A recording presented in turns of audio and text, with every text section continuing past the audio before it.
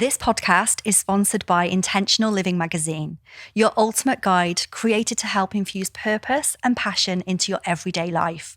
From expert features that provide valuable insights to thought-provoking content that sparks transformation, this magazine, an online platform, is a perfect source of inspiration for all of those of us who truly believe in the power of intentional choices. So this episode, I love it. Can we just explore human design and family life based on some of the great conversations that we've had with friends and clients over the last couple of months? We can. And do you know what? I wish I had that when my kids were little. Mm-hmm. So listen to this one. It's only a short one, but if you're a parent and you're struggling to understand yourself or your kids, just have a listen because it will really help you. There you go. Hello. Hi, Claire. Welcome to this episode. Do you know what? It's an honour and a privilege to be sitting here with you. I know. I've sat here with you for nearly 4 hours now. I know. We're just pretending, making though, aren't these we? podcast conversations. So this isn't going to be too long, but it was something that we feel is really important and relevant as parents, as people who belong to families, which most people do. And how the conversations we've been having with clients and friends and talking to them about understanding their human design and as well as understanding their children's human design or understanding people in their family's human design. For those of you that don't know what human design is, Go back to the pop. We will leave some notes in the show notes for our website where it tells you about it. But it is, it's a tool for self-awareness and development and performance and purpose. And it's based on the time you were born, the location you were born, and the date you were born. Well done. And you can get a free report from our website that will really help you understand yourself that little bit more. So I wanted to talk about the conversations that we've been having with our clients and friends about the ideas that they're coming up with because they're learning about their own human design and they're seeing, oh my God, I can see now I am so different to my kids, my partner, and appreciating that and how that then having that awareness can help us navigate and be better parents and be better partners, be better everything. Teachers, everything. Yeah. So, yeah, absolutely. So should we talk about the conversation that we had in our human design accreditation WhatsApp group yesterday when one of our ladies who's studying with us was just absolutely over the moon with your suggestion on doing an experiment with the kids' school. Yeah. So she showed us a picture of a little girl who is a little powerhouse. I think she's only 2 or 3. Is she 3? So gorgeous. She's gorgeous. And she's a 6'2" profile. So she's here to try all of the things. She's here to live life by experimentation. But she also knows she's come with this innate knowing. So she's a little, I was going to say handful, but she's not. She's just a free spirit, which is lovely. And she wants to embrace that free spirit. And she had parents' evening and she said, she was the little girl, she said the little girl knew exactly what she wants. And yeah, our client said, yes, I absolutely know. And I said, wouldn't it be great? Because she's only 3. Wouldn't it be great if you could go to that teacher and say, let's do an experiment and find out what all of the kids' human designs are and see if we can really tune into how to best support them at an individual group level? Because there are 5 types in human design. So there's the manifestor, the generator, the manifesting generator, the projector and the reflector, all show up differently in the world and all interact with the world on a different level. And knowing that in a society that treats us all the same, it's just massively, massively life-changing. Yeah. And actually the same lady has got a really busy, you've got an itchy nose. Does that mean I'm going to have an argument? With Marcus after this. Her little boy is just so busy. Like really, really such busy. a big bundle of fun. Oh, he's so gorgeous. And again, understanding her design, rather than her feeling frustrated with him, she's finding ways to allow him to be the bloke that he is and to allow himself to express himself and to own his innate brilliance rather than to smother it because it doesn't fit in. So that was just one of them. And then another one which you related to is that we have got quite a lot of kids with this two energy that they just know stuff. Yes. Right. And they've come to this earth just knowing stuff. And that can sound a little bit like maybe not being that bothered or not having to work as hard. And so teachers might go, well, he knows his stuff, but if he worked a bit harder, he could do a lot better kind of conversation. And also the feedback is he gets the answers, but he's losing points because he's not showing how to work it out. Well, if you just know, you just know. And that's what I experienced with Josh when he was in primary school before I knew what human design was. And he could work maths sums out in his head and he would put the answer. And then on parents' evening, the teacher said to me, we need him to show how he works this out, because that's amazing that he knows these answers, but he has to show the working out. And when I asked him, he was like, well, mummy, I just do it in my head. And so it then unsettled him of how do I actually demonstrate it, because that's how he learns. He just knows it exactly. And again, that should be okay. Yeah, there should be a level of acceptance of, especially when he's a little boy in school. It's not like he's copying. Or it's life-threatening to not be able to show a sum being shown out. He now has ways of doing that. But for me knowing that in the last 3 years, and he's 15 now, and he's very open about what he wants to do and what he's passionate in. And I got a phone call from the teacher, a school teacher on Friday, to say that he's not done well in his mock exams for chemistry. Well, chemistry doesn't light him up, and he really does not enjoy it, and he doesn't want to take it any further, and he's lost interest with it.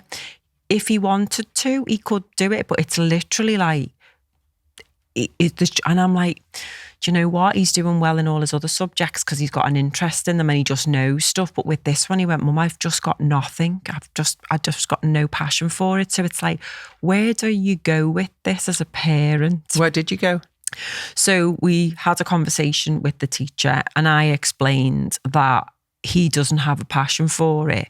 And I'd still like him to try. And I've had that conversation with him and he was saying, well, why? Which is a fair point. Yeah. And we are still looking at whether he chooses to do the exam again with a little bit of revision. But for me, I just think it's a waste of time because it's his mocks and he's not taking that. He's not going to do anything with it anyway. So let him focus his energy on what he does want to do, which is computing, business and Spanish. And because that lights him up and that brings him joy. And he's a 15-year-old teenager. I don't want to put pressure on him. Now, some people listening to this might go, oh my God, that's terrible parenting. You should make him do that exam. Or some people might not think that. I was just going to say, I'm celebrating you for just... It is, because I'm not going to force him or make him feel anxious about doing something that he doesn't want to do. And he did say that he's got no interest in it and that he does sit at the back of the classroom. The teacher's put him there because she has other students who need more help at the front. So now he feels a little bit, well, if I do have a question, which isn't much because he does know stuff, he said she doesn't engage anyway because she's too busy with the other pupils at the front of the class. He said, so I'm really not bothered. Honestly, Mum, I'm not bothered. And I'm like, thanks for telling me. Now, other parents could march the kids up to school and that's entirely up to them and tell them that they should do this and they need to do this, but I'm not even going there. I love that. And to be honest, me and Mark have been the same with our kids. We literally do your best. And with Gracie, I just said, just pass your maths and your English because that's the only thing that you need to carry on because she's not designed, she's a manifestor. She's not designed to be sat in a classroom to be spoken at for 6.5, 7 hours a day. And actually, knowing that, so 3 years ago when we found human design, knowing that was a massive turning point because she always felt that she was living in her brother's shadow. He was like golden balls and could do all of the things. And she was always made to feel like she at school, like she wasn't good enough, like she was thick. And actually come to the exams and I said, look, neither of them really stressed about it. They said they didn't want pushing by us and they just said, just let us get on with it. There's obviously 5 years between them. And And so we didn't. We know, as long as you just say, right, well, whatever you need to do, but just try your best. But with Gracie, because she'd been led to believe that she was so unacademic, it was almost a case of really not having any expectations, but just saying, just pass your maths and English, and I don't want you to stress about it. Your mental health is not worth having a sheet of paper with some letters on it. So maths and English is the only thing that you actually need for the system to let you go to the next level. Yeah. And she, do you know what? She got the same results as her brother.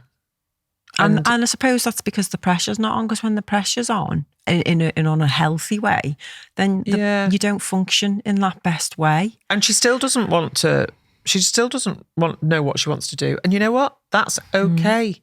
That's absolutely okay. How can you make a decision at 13, 14 when you're doing your options about what you're going to do for the rest of your life? It just doesn't make any sense unless you've got someone. Unless you know. Yeah. But not all kids know. I was 26 when I realised what I wanted to do. That was when I fell into HR and training. I was like, I actually like helping people learn new things. And there's like, oh, okay, this is definitely something for me. But again, tried loads of different things, and that's good. Yeah. That's okay. And I think the other thing that we've learned we've not learned, but our clients have learning, is that actually understanding themselves, the self-awareness piece is huge. Like, it is huge. And it's at the core of everything that we do. So actually uncovering people's true self beneath the conditioning. So finding the wisdom beneath all of the learned experiences is huge, is a massive part of it. But then when you realise what some of your frustrations, and some of you, again, we get frustrated because we're generators, manifesting generators, but it could be bitterness, it could be anger, it could be disappointment, whichever your not self theme is. But when you then understand and have some real discernment about the rest of your family and how they operate and how they're designed to show up, actually it just makes for a much more harmonious life. And I had a call with a lady yesterday, and she's got 4 kids. And we went through, I said, right, she'd done the free reports for all of them. And I said, right, so what you got kids? So she's got generators, she's got 2 manifesting generators, a generator and a projector.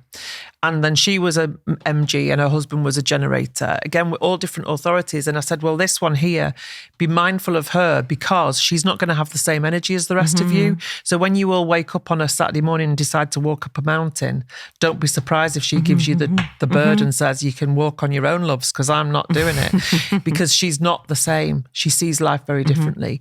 And she goes, oh God, yeah, absolutely. Yes, she is. She does.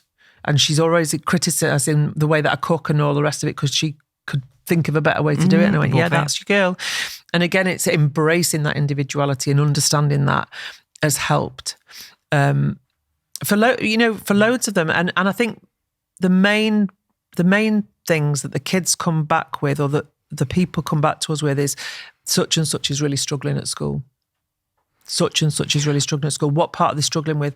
They just don't want to be there. The teachers are giving them calls saying, can we speak to you about such and such behaviour? They're a manifester. That's why I wanted to bring this conversation in with the conversation I had with one of my best friends, and her son, who's amazing, he's great, and he's so funny, so creative. He's just started secondary school, and in September, so we're now February, and he is a class clown. He is really funny, but he started opening up to Angela to say, you know what, Mum, sometimes I don't want to be funny, sometimes I just want to talk. And he's got this thing that he has to be the clown already. Does that sound like someone we know? Yeah, sounds like me. Sounds like a lot of people, actually. Sounds like Mark. And I said to her, give me his details. We were sitting around the coffee table last weekend because my daughter Danny's really good mates with him. They get on so well. And I got his chart up, I looked at it, and so I explained it to her, and she was like, so there's nothing wrong with him then? And I said, certainly not.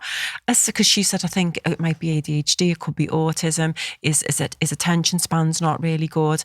And then she'd already booked him in as well with a counsellor, child counsellor. He'd had 2 sessions, and then he said he did get something from the first session. I said, great. I said, but the only reason why he's got a problem with certain things is because people are telling him that he has to be a certain way, and if we embrace him as he is, he will flourish. So the relief on her part as a mum, because she was like, oh my God, he's going to get expelled. He's not going to have any mates. He's got ADHD. There's something not right. And I'm like, no, he's really creative, and he's absolutely amazing at playing the guitar and playing the piano. His dad plays both, but literally learns to play instruments with his intuition, just does it. So it was just massive. And so I took her details. I took her other son, Charlie's details, and her husband's, and sent them all over the report. And so she messaged me and said, oh my God, I've read through all of these. They resonate so much, and it makes me feel so much better that we are different, and that I can celebrate that instead of me feeling bad or I've done something wrong. I love that. I know. And I was like, that. Absolutely not. I mean, Bobby is a joy to anyone who we meet, and for someone to assist him to try and... Is he a manifestor? No, I think he's a generator.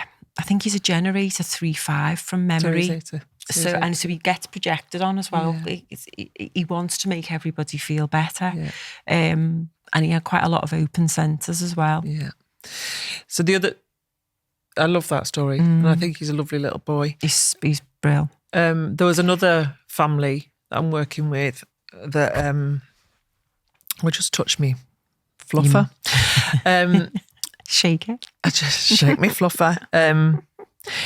Again, when families go through loss or trauma or something that's pretty life-changing, it does make them assess like life, what they're here for, what's the purpose, what's their bigger purpose. And I'm working with a family at the moment that they've gone through that, and it's almost like, so what are we here for? Mm-hmm. What is it about? And actually, we feel like we're here for a bigger purpose. Mm-hmm. Can we look at what that is? And actually, that's amazing. Mm-hmm. To be able to uncover all of that. And just giving her some headlines, she was going, yes, I knew it. I knew it. But again, having it on paper and reading it about yourself is the permission slip to go and do it. Yeah. And then within hours, you can see action. So taking action on things that they've been sitting on or questioning whether they should do. Is it? Do you think that's worth doing? Or whatever? It's like, yes, okay. Because we worry about what people think, don't we? Yeah. Even though that innate, it's in some of us, it's awakening us, and then we'll go, oh, I'm not going to do that because that's not the norm, or I'm not going to go for that job because someone like me doesn't get it, or I'm not going to start that business, or we're not going to sell up and go and live on a field because that's not the norm. It's like really tuning into who we are, self-awareness piece again, and going with it so that we can live in flow. And I wanted to just... I wanted to ask you something as well. Okay. But go on, you ask me first. Because I want to talk about skepticism as well. Obviously, people are skeptic about what human design is, and even all of the spiritual side of things. There's a lot of science behind human design now. There's a lot of science-backed modalities. And we are human beings living on a planet in the middle of space that goes on forever and ever. That's just baffles me anyway. It's amazing. It's a miracle that we're here. But we're so tuned into everyday monotony of life and getting the kids in the car to get them to school, and as a family, you just exist and you're just going through the motions, and it's like, just stop and slow down and enjoy the kids and enjoy who they are, and stop telling them off. By the way, I was one of those parents when my kids were toddlers and they were doing me head in, shut up, brush your teeth, all of that. But I'm so glad that human design's come into our world in the last 3 years, because it's really helped us parent our kids and understand the people in our life. And just have a look into it for any skeptics. For the skeptics out there, suck it and see, for sure. And I think the other thing that I wanted to talk to you about was, or ask you about, do you remember you went to a secondary school? Yeah. And you were talking about to the teachers. Oh, yeah. and some pupils. And the head teacher wants you to come back and talk to them. Yeah. And we're also talking to a university at the moment. Yeah. And the biggest questions for her was, is it credible? Is there any science behind it? What's the science behind it? Because she wants to mix things up, but she wants to make sure that the university is safeguarded. Yes. And what we find is that there are brave people. And actually, thinking about it, one of our ladies that's in our beta group at the moment, her dad tried to bring human design into the corporate world in the was it early 90s? I think so, yeah. And it was only discovered in 87, so it was really, really early. And obviously, can you imagine the challenges then? Yeah. So he's getting great joy now in seeing her doing study that. And embody. So our passion is to bring human design into schools. Because into schools, into families. Yeah, as early as possible. Not for any other reason other than, well, there's loads of reasons, but one of them is self-awareness at an early age, understanding that everything is perfect as it should be, knowing that we don't all fit into a box. And the purpose of bringing it into education is so that the education system can change to meet the needs of everyone and not just a percentage of them. And I was going to say something then as well, because I know we've done a podcast on Myers-Briggs, and again, that's a great tool because it's based on psychology and the archetypes. But I'll say it again, that really opened up my eyes, and even it baffles me why that's not used in schools, because that would we'd still be a lot more moved on now. I mean, there's bloody Honey and Mumford's learning styles. I don't even think they use them. So it's like really whether it. Like one thing, my husband was a skeptic, and he was a skeptic, and then I showed him my daughter's chart, and it helped us navigate her through some tough times last year. He said to me, I get it, it works, whether it's real or not, because in his head, because he's conditioned to look for the evidence, whether it's real or not, it worked for Danny. So yeah, I get it, give it a go. It's marker 1 energy. I thought it was a 5-1. No, but he's conditioned to make decisions with his head. So he's really tuning in now to the sacral energy, and he's getting better. But he is conditioned. That's because he's IT and he's a project manager. But no, he's not a 1 energy. But he's learned how to make decisions with his head, because to him that's the right way, and knowledge is power. But when we've switched him into it, he's like, all right, okay. And him and Danny love the human compass. They love all the kinesiology piece and everything. So he's a skeptic. My dad's a skeptic. That's a whole nother level. And they get it now. They understand it, and it allows them to go, okay, yeah, it resonates with me, and yeah, it is that permission slip. Yeah, I love it. So yeah, that's what we wanted to share today. Yeah. So if you've got any questions about that, it would be lovely if you message us. How do people message us? Message us on Facebook with Claire Morton, Jules Kelly. Hello. LinkedIn, and then you can all just come onto the website and hit contact us and send us an email or hello@spaceandfreedom.com. email, yeah. So yeah, it was a short and sweet one today, and we really wanted to get across those conversations that we've had with some of our clients and friends around how human design and understanding your kids' human design can really help you parent them and allow yourself the guilt-free, to be guilt-free of just allowing them to express themselves. And create the harmony in the home. Yeah, and just do it. Just do it. Just do it. So thank you for listening to that one. Thank you for today. Thank you for today, Claire. Namaste. Ta-ra.